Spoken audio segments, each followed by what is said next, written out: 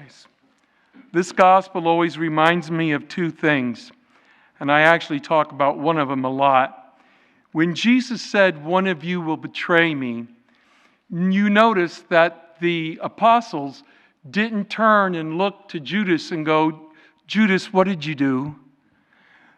Instead, Peter actually leaned and looked at Jesus and said, "Who is it?" And the point that I'm trying to make is we cannot judge each other from outward appearances. You know, I'm sure that Judas, in working and going along and following Jesus, wasn't this Simon Legree, if you know, old enough to know who I'm talking about, this evil-looking man with a hat and a mustache, which sometimes our art portrays him. But Satan entered his heart. He betrayed Jesus. And from the outside, from the outward look, the apostles themselves could not tell which one would betray Jesus.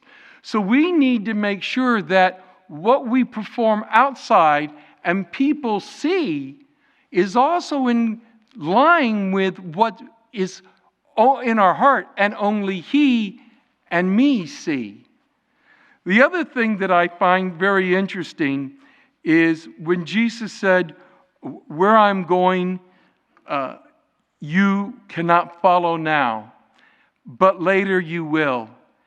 And that is really the goal of all humanity, to follow Jesus where He went.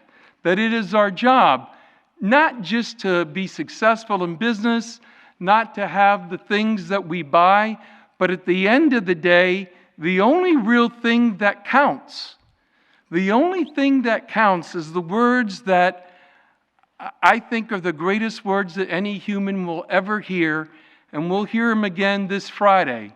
And I pray that God, that there will be a day that I hear it.